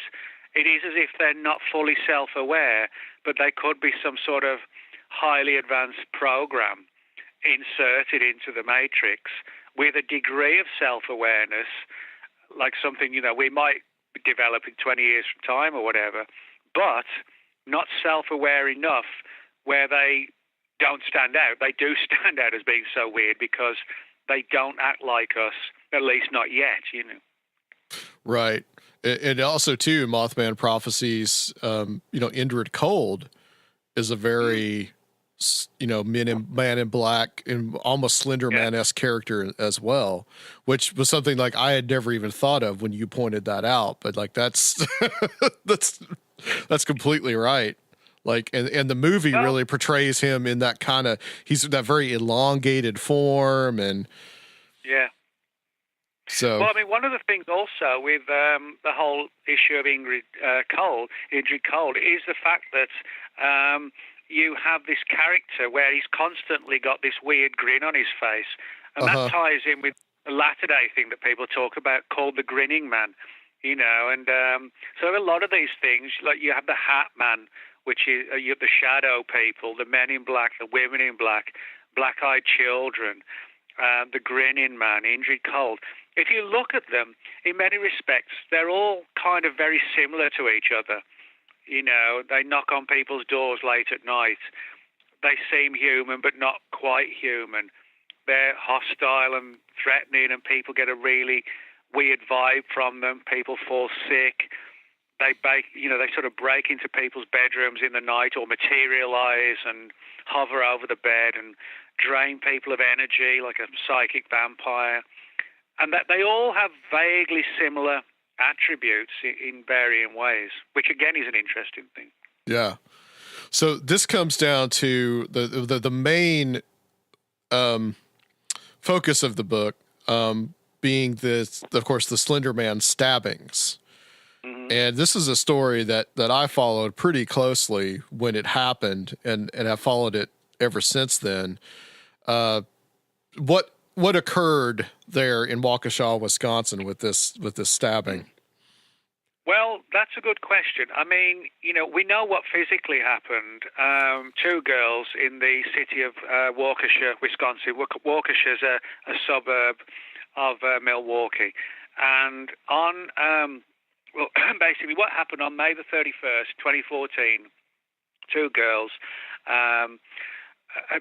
basically attacked one of their former friends. What happened was the night before, they had a sleepover. It's one of the girls' birthday. Everything was fine, had a good time, all had breakfast together the next morning, and then went out into the town to a local park. And the two girls that initiated the attack lured their, again, former friend into a wooded area, and one of the girls stabbed her 19 times. The other girl couldn't go through with the stabbings at all. And that's why she got a reduced sentence compared to the girl who did the attack. But it was really a miracle that, she survived because a lot of those stab wounds just missed major arteries and organs, which would have been even worse. Now, it didn't take the police long to find them because they got it into their heads that basically what they needed to do was sort of have a sacrifice, and that would allow them to become, as they called it, the Slenderman's proxy or proxies. And so their plan was after killing their friend, and fortunately she didn't die. So what happened was the girls hit the highway, so to speak, walking, and their plan was to go to a large area of forest where they believed the Slender Man lived in this creepy mansion, and they were going to live with him. But, of course, it didn't take the police long to find them because they were just literally walking along the side of the road. And the girl who was stabbed, she was taken to hospital, obviously, and fortunately she's made a very good recovery. Now, when the police were interviewing the girls, which is a very delicate process, when you're dealing with children and an attack like this. It became clear that this was not some sort of ploy for, as a means to get off on a murder charge or anything, or attempted murder charge, I should say, or anything like that. They really deeply did believe in the Slender Man, and that what they were doing was in the name of the Slender Man, and it would be to their benefit. They really did believe all that. And that's why ultimately, although both girls are going to be behind, out of, the public for decades, literally, they're going to be well into middle age before they even get out. But because they were so deeply into believing all this, that essentially is why there was this realization that why the murder charge, if you like, or attempted murder charge, was not carried through, purely and simply because it was realized that they were mentally ill to a significant degree. So that's why they're not in jail as such, but they are they're not going to be mixing with the public for decades now. So what we have there is the story, in essence, in short term, of the attack. Now, of course, a police investigation, a court case, is certainly not the place to debate the merits or otherwise of the world of the supernatural. That's not what courts are there for, or the police are there for. They're just there to follow the letter of the law and determine, what is applicable based on the severity of the attack. But, there is, again, like this angle where it's not quite as black and white. And I'll explain what I mean by that. For example, the mothers of one of the girls said that her daughter had seen something just like the Slender Man when she was a very little child. They were 12 when the attack occurred. We're talking about, when they were in single figures. And one of the girls had these sort of marks all over her skin, as if she'd been attacked. But what's really weird is that in Waukesha, where the attack occurred, there've actually been several previous events, which I seriously doubt, the police or anybody involved in the court case would have any knowledge of. And there's no reason why they should. But if you look into it, it does make you wonder if there was more going on. I'll explain what I mean. In 1921, in Waukesha, just a few miles from where the girls did the stabbing, the body of a young boy was found, and he was never identified ever. He was buried locally, and but the press called him Little Lord Fauntleroy, which is named after a fictional story of this young boy who lives in a rich, posh family. And the reason they called him that was because when his body was found, he was wearing what were clearly expensive clothes. So that's why they called him Little Lord Fauntleroy. And as I said, the murder was never really resolved. There were different theories and suspects, but it was ultimately the case never really went anywhere. And but what's intriguing is that a psychic addressed all this and looked into it and said that she saw the image of this tall, thin man in a black suit carrying him through the woods. Now, that's one example. One of the people I interviewed for the book was a guy named Mike Huberty. And Mike has ties to Wisconsin. And in the 1990s, he's a paranormal researcher, I should stress. And he was out in one we met them over at Paradigm Symposium back in Minneapolis. That's the See You on the Other Side people. Yeah. Oh, yeah. Yeah, well, Mike's a good guy. He's done a lot of good research. And in the mid-1990s, he and several friends were investigating one allegedly haunted area.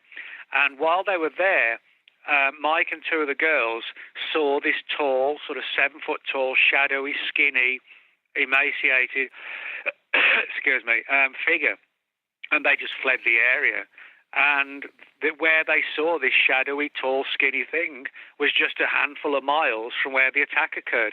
And that's actually just two of a number. There's a couple I didn't even put in the book because, for space reasons with the publisher. Sure.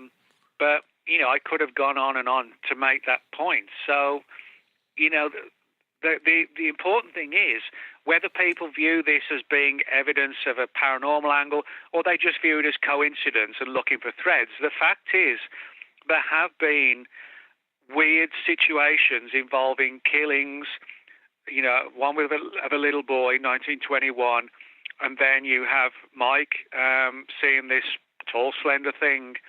Everything focused on a few miles around the attacks in 2014. It really depends on how you kind of look at it, in terms of do you put a paranormal aspect to it, or do you just say this was a terrible situation where, fact and fiction and imagination blurred to such a degree that, it ended up in a terrible situation. Whatever approach you take, it's still a terrible tragedy for everybody involved, for three families, But in saying that, is there another aspect to it? It really depends on your own perspective as to how you kind of look at it, really. Yeah, the HBO documentary, The Beware the Slender Man, which is really all just about that case. Have you seen that? Yes, I have, yeah. Yeah, because it really makes the case as far as Morgan, who seems to have been, that she was I think it was Morgan, that she was the kind of like the instigator and the other girl was just kind of following along. But they've proven, I think, beyond a shadow of a doubt that she is schizophrenic because her father suffers from it.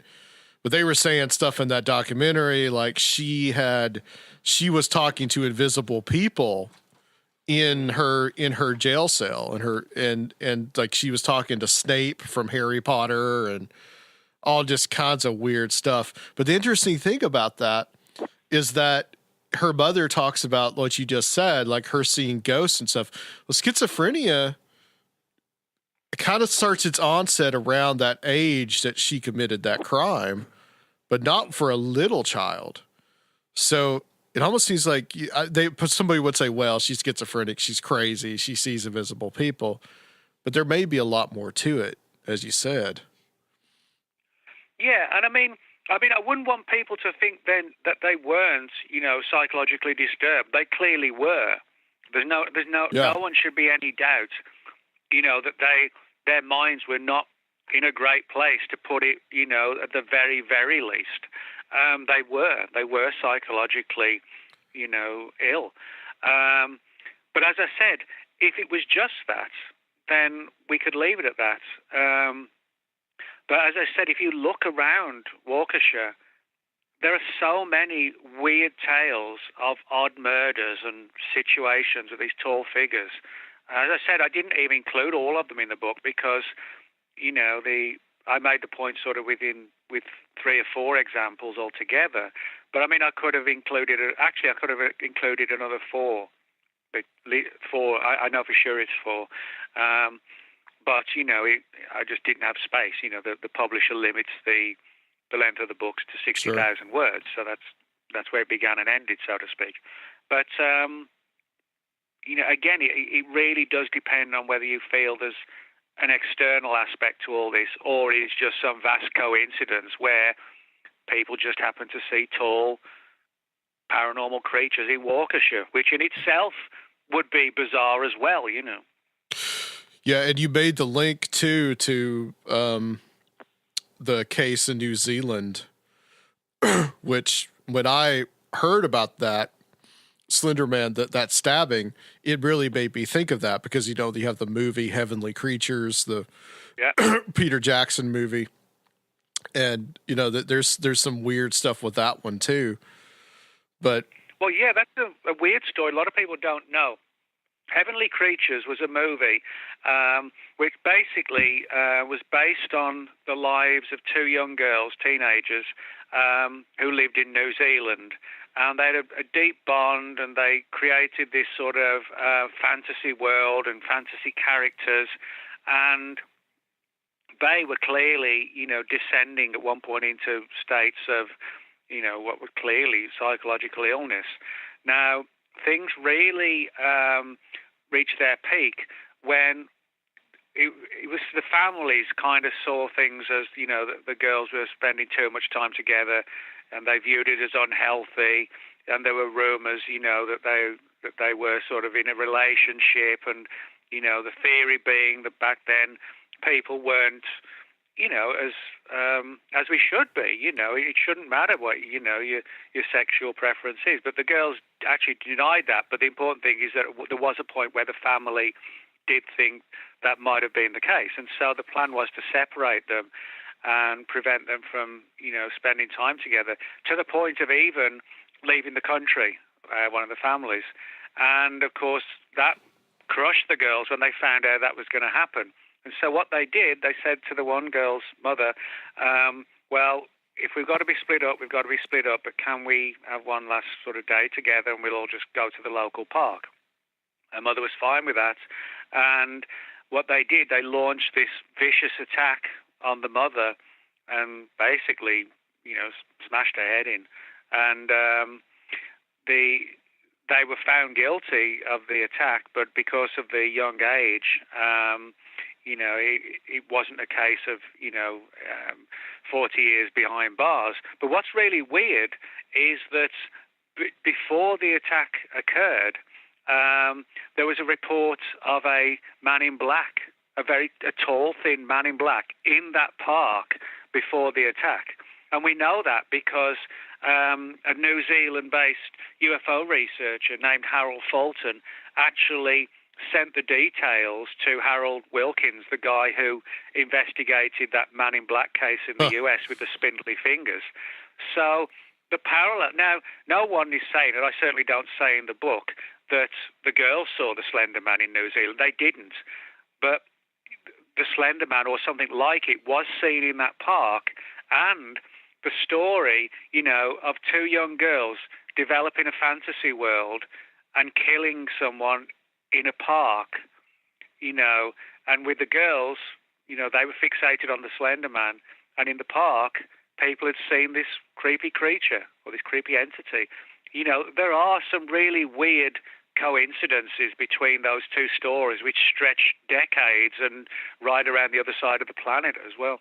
Yeah, that is really, really bizarre. And just that you made that connection, because like I said, I mean, the first thing I thought of was Heavenly Creatures when I heard that happened, and it almost seems to me like there's a precursor, like that almost seems like kind of like the Mothman with the Silver Bridge collapse. A lot of people will say, well, Mothman caused it to happen. No, I think it's more like, it was a harbinger of something that was happening. And it seems like in that case that, the people see this weird man in black walking around the park, and then something horrible happens in the park. Yeah.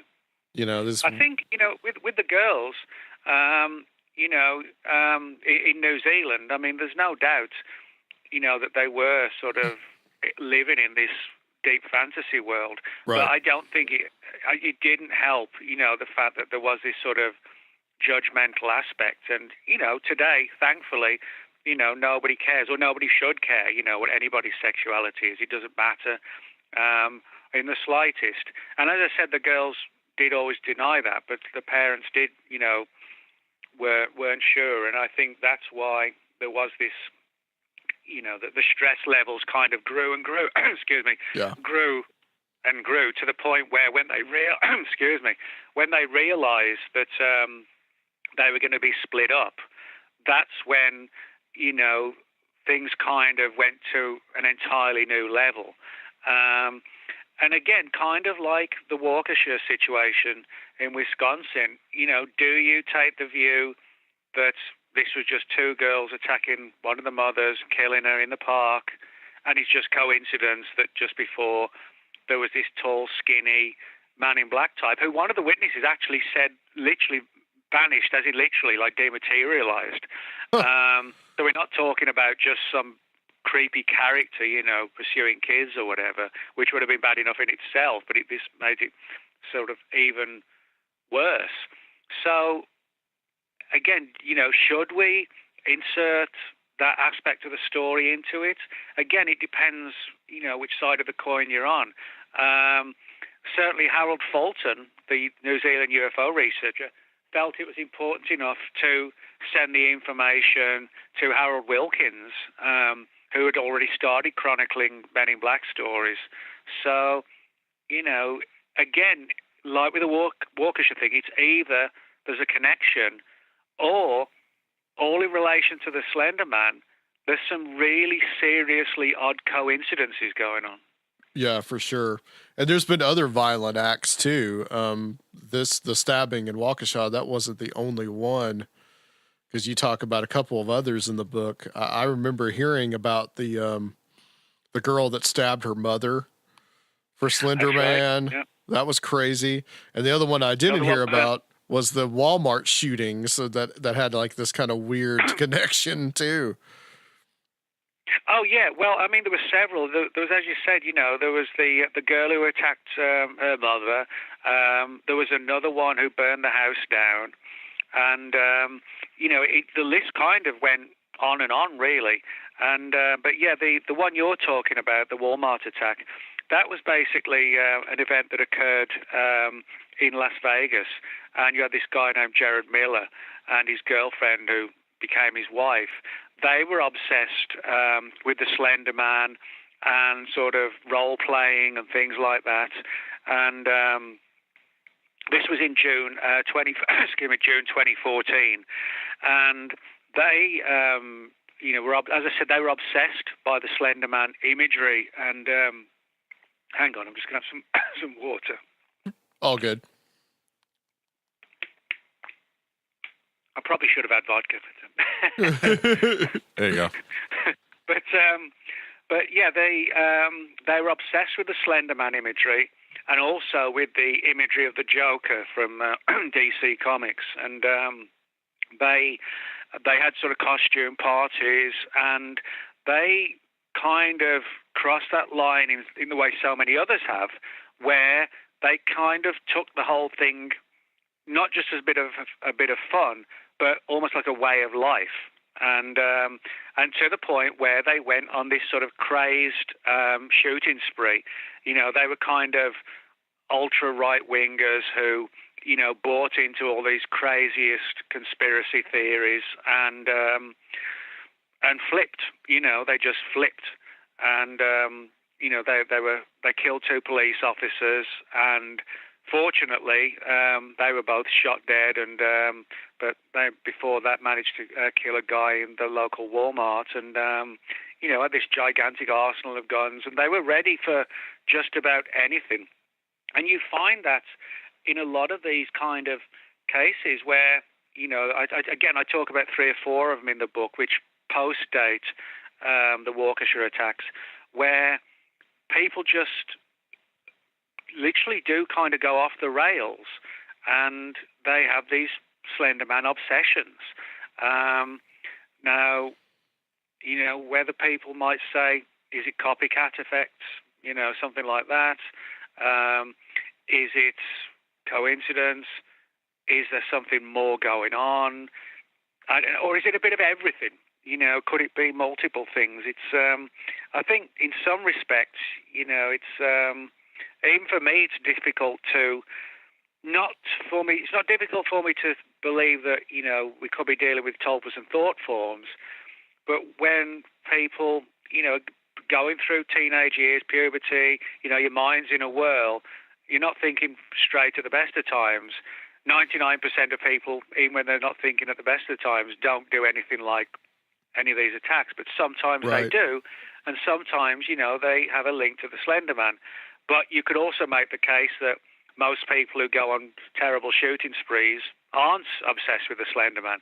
So, you could look at it from both perspectives, but, all I can really do is sort of present my theories and ideas and let the reader make their mind up rather than try and, force it down people's throats. I can just sort of, operate like an observer and demonstrate why I think this, why I think that, and why I find certain things just too much to just be coincidences. Yeah. Yeah, absolutely. You also talk about guy named Mike Johnson, and I mean, and he's seeing a Slender Man. I think this is around 2001, or seeing a Slender Man like character. Let me say that. I mean, this story, this freaked my shit, man. I'm not gonna lie, this was weird. Yeah, I'm really interested in anything that came out before 2009. Right. Yeah. Well, yeah, Mike was someone who, and this is important because his experience occurred in 2001, but he gave me the story. I think I'd have to check. I forget now. I think it was 2005 or 2006, and to demonstrate, for people who say, well, Nick could say anything what he wanted to. I've actually still got the original Word documents where I'd written it down, and or typed it out, I should say, and I also shared that with one of my publishers. So, we've actually got, a time frame when this story was in circulation privately between me and various publishers. But Mike was someone who worked in the locally to an area not far from where I grew up, called the Cannock Chase. And the Cannock Chase is a large area of forest land in central England, and it has a reputation of sort of really weird stuff going on over literally decades and decades. It's the site of an old Iron Age hill fort, as they were known back then. A lot of old monuments and things like that, and a lot of weird reports of creatures that range from Bigfoot-type animals, large black cats, the Dogman phenomenon, which you might have heard of, and various other things. None of the Bigfoot were wearing flannel, were they? Actually, no, they weren't. But joking aside, John Keel wrote about flannel-wearing characters in one of his books. I don't know if it was Mothman Prophecies or Operation Trojan Horse, but I can find that out for you quite easily. So yeah, Tim in the earlier part, he was talking about people seeing Bigfoot wearing flannel. Oh yeah, there are one or two stories like that where Bigfoot's been seen in like ragged clothes, like flannel clothes. Yeah. And Lauren Coleman's got a lot of stories on flannel-wearing men as well, so that might be worth looking into. Interesting. But Mike Johnson, Mike contacted me and said, I'd had this weird experience on the Cannock Chase. I said, well, what happened? And he agreed to put it all down in an email to me. Basically, he was out there working one day, and he had a kind of really weird feeling come over him where suddenly a place where he knew it like the back of his hand. He couldn't figure out where he was. He was only like a couple of 100 yards from a local cemetery where you can just park your car, but he couldn't figure out how to get there. And he said the sky didn't seem right, and the sun seemed to be in the wrong position. And he started to panic because he was in a place where, like I said, he knew like I know it. But he could not find his way around, and he got kind of scared. I guess kind of like, somebody who's like the first stages of Alzheimer's, you know what I mean? When they don't know what they're doing or where they are. It was sort of like that. And then suddenly he saw in the distance, not too much in the distance, this tall figure. And he said it was easily sort of 8-9 feet tall, sort of a greyish color, covered in like a grey colour, like a one-piece outfit. And he said that as it got closer, and it was following a couple of people, 3 people who were just sort of, taking a nice sort of stroll on a sunny afternoon through the woods. And he said it was clear that they couldn't see him because he was right behind them, and yet they clearly, weren't aware of it. And so what happened was he just stared, and he said as they all got closer, he could see that the face was indistinct, and the arms were down to the knees. And then after about 10 minutes or so, suddenly everything started to return to normal. He could hear the animals, he could hear the birds, he could hear the sound of the car engines, going through the road that runs to the side of the Cannock Chase. And it was like a bad dream was suddenly over, and he could see the three people, but again, the creature was gone. Now, bear in mind his description, like sort of an 8 to 9 foot tall humanoid with arms down to the knees in something like a grey coloured coverall, but fitting very tight, and a face that was like blurry and didn't look like a face. That sounds just like the Slender Man, but without the name. And it was only really when, the Slender Man phenomenon kicked off, I was like, holy shit, this sounds just like what Mike described to me in like 2005 or 6, which actually happened in 2001, and it was a really weird situation for him to suddenly find himself confused and not knowing what he was doing or where he was. The not being able to hear anything, like everything stopping in the woods. Steve Stockton, we've had him on a few times, and he's talked about that. He had an experience himself where he was somewhere in Tennessee, and he's walking around, and he comes to this area, and all of a sudden, all sound ceases. And he kind of walks out of this area, and then all of a sudden, everything starts up again. And I think Paulides talks a lot about that in the Missing 411 stuff. Yeah, it is weird. I mean, woods and forests are kind of spooky at the best of times. I think it's something in our, almost like an inherited memory situation, where forests, woods, deep lakes, mountains, they kind of stir something in us, you know what I mean? But particularly woods, it's like, don't go in the woods. It's like, why? Well, what's in there? It doesn't matter if you're like in the US, the UK, Russia, China. They've all got the kind of urban legend type stories of something in the woods, you know what I mean?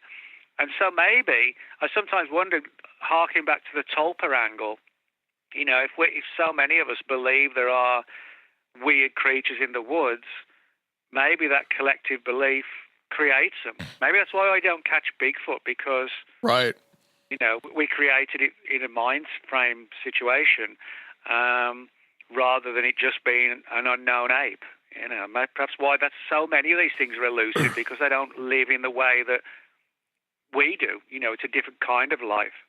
Yeah, well, it's like, people seeing the Bigfoot in the UK, which, compared to the United States, North America is a very small place. Well, how in the world does that happen? How do they get there? Well, I mean, I'll give you a good example of all that. I mean, I actually wrote about a 320-page book on Bigfoot in the UK, which gives you an idea of how many reports there actually are from the UK. I mean, there's a tremendous amount, but a lot of them, the creatures, I mean, we're talking about like 7 or 8 foot tall ape-like animals, but they're very often seen around stone circles, not Stonehenge. I've never got one from Stonehenge, but, the UK is filled with smaller stone circles, and I've got a lot from stone circles, a couple of cases where they were seen near crop circles, near ancient bridges, crossroads, cemeteries, things which are all traditionally tied to supernatural activity, and up on mountains and hills and forests and woods. And I've spoke to so many really credible people who I don't doubt for 1 minute that they've seen something that looks like a 7 to 8 foot tall ape-like animal in the UK. But the idea that there are colonies of 7 to 8 foot tall ape men, whatever you want to call them, in the UK, it's complete bullshit. It cannot happen. Right. Because the UK is way too small. It's got a population of 60 million, and there's just no way in a country of that size or lack of size that you could have, colonies of giant apes roaming around and never be caught or shot or run over. It's just not possible. But people, genuinely honest people, do see them. So in the UK, at least, I'm not necessarily saying we've got to apply this to every kind of unknown ape, but certainly in the UK, people are seeing something, but they're not flesh and blood apes. There's something far beyond or less than that. Right. Well, Nick, one final question for you. And that would be, since writing this book, has Slenderman paid you a visit? No, he hasn't actually. But, I mean, joking aside, though, I think, I don't think it would happen anyway. But what I would say is that I guess my interest in the Slender Man is this issue of, is it paranormal? Has it become paranormal? Could it be a thought form? Is there a link with, the Matrix and, reality versus unreality? Can the dream state, inspire some of this? Those are all the angles that intrigue me. What I don't do, and which doesn't interest me at all, is sort of like taking part in, forums, chat rooms, or, reading fictional stories of the Slender Man, or, just kind of following the phenomenon. I don't follow the phenomenon like so many people who do get obsessed with it. My approach is sort of, I'm not interested in becoming a fan of the Slender Man phenomenon. I'm interested in determining if there's a truth to this paranormal aspect to it. So in other words, I don't kind of don't get obsessive about it in terms of, following it and, like I said, staying up till 4 a.m. talking about the Slender Man or whatever. Right. For me, it's like I'm kind of detached from it. I'm sort of writing about it and theorizing and doing radio shows, but I'm not kind of, printing pictures off and putting them on the walls and, buying Slenderman T-shirts, and watching every little fictional show about the subject that somebody's made. None of that interests me because that interests the fans of the Slender Man. Yeah. And I'm not really a fan of the Slender Man phenomenon, but I am someone who's deeply interested in how it's impacted on our lives. Right. I think it's interesting. Yeah. We have something that is clearly a fictional. We know is fictional. We know it is. We can trace back where it actually came from, but yet people start to see the Slender Man. Yeah, that basically nails it, Yep. To the wall as to what the situation is right now. Well, Nick, where can people get the book, contact you, all that good stuff? Well, the book's called The Slenderman Mysteries, and you can get it on Amazon, and you can also buy it off the shelves in most Barnes & Nobles. A lot of them have got the book in stock. People can reach me at my blog, which is Nick Redfern Fortean, Fortean, nickredfernfortean.blogspot.com, or Twitter, Nick Redfern UFO, or Facebook. There's a bunch of Nick Redferns, but scroll down and you'll see me and actually holding the Slender Man a book. So. Excellent, Nick. Well, thank you so much. Stay on the line for us, so we're going to close this section out. And guys, we'll be back to close out the show, as always, on Conspirinormal.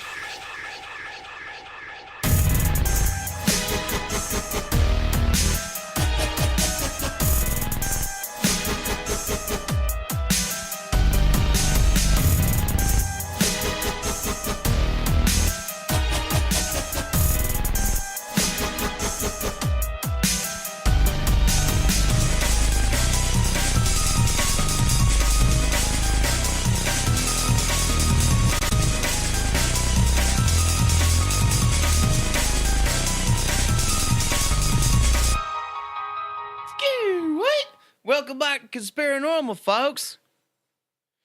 What was this? Hee-haw? Is that what this is now? He said, bring me in, and I can't do it the same way every time, so I was like, okay. That's true, we'll yeah. hee-haw this bitch. I'm making you feel self-conscious. I remember watching that, man, back in the day, back when I was a kid. Like, my grandfather would watch that shit. You ever watch Hee-haw? Oh yeah, I've been in the studio many times where they filmed it. You've been in the studio? Yeah. Where is that? The Opryland? That's right, because they did it here in Nashville. So the Grand Ole Opry. They're like rehearsal / studio area. Yep. Did they have like a plaque on the door or something and said this is where Hee-haw was filmed? Now someone just told me that, and I was like, oh, cool. But that's going way back to the 70s. I've never seen an episode. You never seen an episode of Hee-haw? No. They always, I don't remember that much about it. I saw some reruns when I was real little, but I don't. I can picture the one like gray-haired dude. Yeah, they're always like, Grandpa, what's for dinner? And he'd always come out and say like some weird stuff. He's like, well, I got a mess of pork and beans, and I don't know. We'll have to go to YouTube and look at that. We should say this for next week, right? Isn't? Well, yeah, we should. Hope I don't want to jinx it, but still trying to get in touch with the guy. So hopefully, by the time this actually comes out, we'll actually have already done that. So hopefully that, I got a Nashville native that has written a book about the hidden history of Nashville, and I'm still trying to kind of pin him down. And I don't know whether he's going to join us here, which I don't know. He might be kind of weirded out, like, this is some dude's house.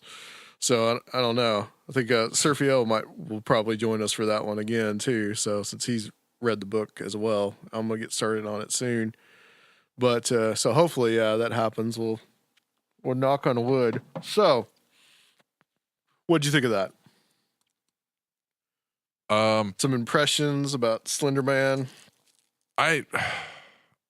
The whole thing. I mean, it's fascinated me for a while. Just the is it something that's just in our collective conscience, and especially cases like the girls in Wisconsin and that whole murder thing. Is it something they picked up on? She happens to be sensitive to it because she's schizophrenic, right? I mean, I'm sure there's a lot of that out there as well. But then there's a lot of weird cases of just people seeing this kind of thing, even if they're an altered state kind of a thing. It's still a really, really kind of cool, interesting kind of topic. That these kind of things would start popping up when you're at your most sensitive to that sort of creative level of thought or perception or whatever, And I think both the guests kind of touched on that a lot. I think when people put in their collective consciousness into something, and all these archetypes that are out there, which is a concept from Carl Jung. Yeah. Talked a lot about that, which you, I think, are more familiar with that than I am. A little bit. I haven't dug too deep into it. I just know the general concepts. Right. Yeah. Well, his main thing was he talked about UFOs, flying saucers as being just this type of just a collective archetype of the collective subconscious. So I think you've seen a lot of that. I mean, we've talked about this before. I'll bring it up again for you, Rob, at the Phantom Clowns. I am wearing my Pennywise T-shirt, by the way. Son of a bitch. It's just I know how much you love it, but I mean, it's a good case of that, and also the I was going to ask you, Rob, also about the night gaunts thing because you've read Lovecraft. Is it something that you remember from that? I heard him talking about it, but I couldn't recall the story that it came from. I mean, I've read everything that H.P. Lovecraft wrote, but I don't remember. I actually had it pulled up here. So the Night Gaunts are a fictional race in the Cthulhu mythos and is also part of H.P. Lovecraft's dream cycle. The creatures appear in the poem Night Gaunts and in the novella The Dream Quest of Unknown Kadath. Oh yeah. Shoot, which characters were they? There's lots of weird characters and creatures in all of that, especially the dream cycle. Yeah, what's the dream cycle? Oh God, it's some of the weirdest stuff that he wrote, but it's some of the really coolest too. There's this what is he's like this evil. Here's a map of it. Egyptian-y prince type character too. Well, but there's like it's this mythical realm you can only kind of reach when you're sleeping. Huh. And it's so bizarre. Like I can't even remember most of the details, but there's like the way he describes the world. It's like these bizarre palatial like cities with gardens and stairways and stuff, and then there's all these like vast expanses of areas, and the locals warn you away from these certain areas, and then there's don't go there. Yeah, it's I don't know. It's bizarre. I can't remember exactly what the night gaunts are in relation to all that, but well, here's the Wikipedia book of knowledge.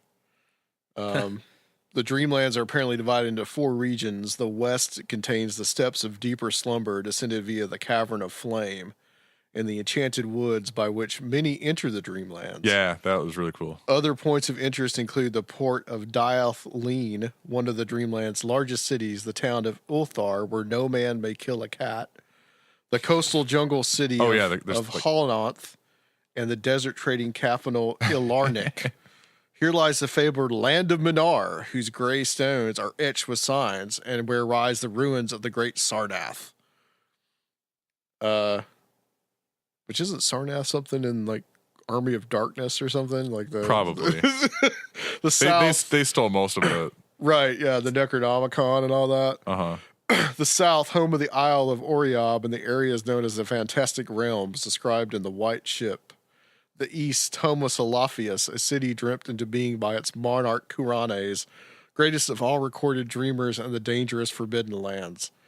The North, location of the feared plateau of Ling, home of man-eating spiders and the satyr-like men of Ling. Other locales include the Underworld, a subterranean region underneath the dreamlands inhabited by various monsters. The Moon, accessible via a ship and inhabited by toad-like moon beasts allied with... Oh my God. Nyarlathotep and Kadath, a huge castle atop a mountain. Nyarlathotep, that's the guy I was thinking of. And the domain of the Great Ones, the gods of Earth's dreamland.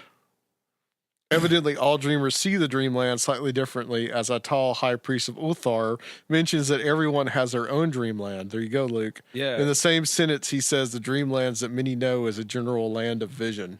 That's what I was gonna say. Like, interesting. HP is over here, you know, with all this trippy, like, you know, role playing fantasy kind of crap, and I'm over here like my little dream universe is just like a normal ass city. You know, I've got like where no man can kill a cat. It's not totally normal. They're like the flea market is a ziggurat. The cats actually rescue somebody from the moon where all the toad creatures live at one point. Where all the what creatures live? The weird toad creatures. The weird toad creatures. Oh yeah. I need to dig in some Lovecraft. Yeah, that sounds badass. It's great. It's so out there that it's like, because he was going kind of against the, like, there was all the classic monster archetypes of the time. You know, you had the Dracula, Wolfman, Frankenstein stuff that had been written in the 1800s, and he was just like, screw all that. I'm just gonna write some bizarre shit. Like, just come up with this total other vision. You got to wonder how much of that stuff he did actually dream. Though. It sounds like dreams. Yeah, of course. All of it. Like, it's only a dream will give you an idea that's so obscure and strange that you can use that as creative material. Yeah, and almost none of the monsters are like human-like. They're just these bizarre, like, 18 limbs with tentacles and big eyes on their back and like, bizarre stuff. Yeah. So the Slender Man stuff kind of taps into that a little bit. That kind of Lovecraft mythos, all his mythology. But see, like the whole expressionless, like blank-faced apparition thing is like pretty common too. Yeah, and that's where I come from with the whole Slender Man thing. Is that it's just like even that story I told you about whenever we were coming back from Oklahoma to Nashville, and you know, Debo and my other coworker saw that. What it was walking down the street, faceless child wearing a hoodie. See, like I mean, but that's like a reoccurring thing across. Yeah. That is an archetype, like you're talking about. Yeah, and that's the other thing with Slender Man. It might just be tapping into like a few facets of other, you know, kind of ingrained things that we're supposed to be terrified of. Yeah, you know. Mark Anthony Wyatt talks about that with his dad's experience of seeing the guy on the bicycle with no face. And, I think the no face thing is a very, I think for any, not just humans, but for any primates down to lemurs would be very disconcerting. Yeah, exactly. Yeah. Because the first thing we see is a face. I started smoking weed again. So like, You guys want to get some faceless masks and just like go scare people and just go right around. I have 3 bicycles. Pour in somebody's window with a faceless. Dude, I would trip balls if I saw that outside my window at night. Oh my God. I would freak out. So Luke is going to get really high, and anybody Conspirinormal listeners that want to like freak him out, I know where he lives. Just hit me up. Please don't. I'll send you the address. You can climb up to his back porch. I know where you live too, dude. Just wait in the bed of his truck with your faceless mask. With your faceless mask, you might get shot. Just gonna let you know. Yeah. I would piss myself if I saw something like that outside my window at night. Yeah, I thought we were gonna watch Kroll, and I thought that we were gonna. If we watch Kroll, we gotta watch Beastmaster and Legend and have a whole night of Dude, it. I got a new projector right there. Yeah, we need to up. have a movie night, dude. We need to have a movie night. First, we're doing the B horror movie, and we're starting with Chopping Mall. There you go. But have any of you guys ever seen Dark City? Oh yeah, yep. Okay. Long back when I it first watched came out part a long of it. time I ago. turned it off. Yeah, it's a good movie. I couldn't make it past the first 30 minutes or so. You gotta pay attention. Yeah. Yeah, I hate that. I hate, paying attention is really, really hard. If I smoke first, I might be able to make it all the way through. It's like, dude, I totally understand it. Well, I mean, like, also too, Dark City is also it's kind of like an homage to German expressionism, to the like German films of the 20s, like the silent films, and like Nosferatu, which I tried to show Luke. He couldn't quite. It's so bad. He couldn't quite get through it. It's so even though it had a typo negative. That's what I was going to say. soundtrack. I was going to ask if you watched the typo negative. Yeah, version. I have it. Yeah, I have that. I fast forwarded to that part and I heard the song in it, which was cool, but it's so bad. Well, you get to appreciate fine film, sir. Barf. I know you can. I mean, I know that you just want to watch Beastmaster all day, but I'm a rebel when it comes to film, dude. If I were to make my own, then we all know what you would make. It's very disturbing. it'd be weird. Harmony Korine times Yes. 10. Yes, yes, all the way, dude. I would be like Harmony Korine, but he comes off to me as trying too hard sometimes. So like I would be in that same style, but mine would be more grounded. Yeah. Well, I'll get behind that, man. I we need some audio support. Okay. there we go. We need a camera. GoFundMe, Conspirinormal Luke makes a movie camera. Oh Lord, you don't know what you're asking on that one, guys. All right, so hopefully next week we'll be talking about hidden history in Nashville. If not, then we will plan something, I'm sure. But I do have some good guests lined up for us as well. Got Aaron Gillius coming on. We're going to talk about his podcast, The Saucer Life. And I got in touch with Mike Cleland. We're going to talk about his new book, The Messengers.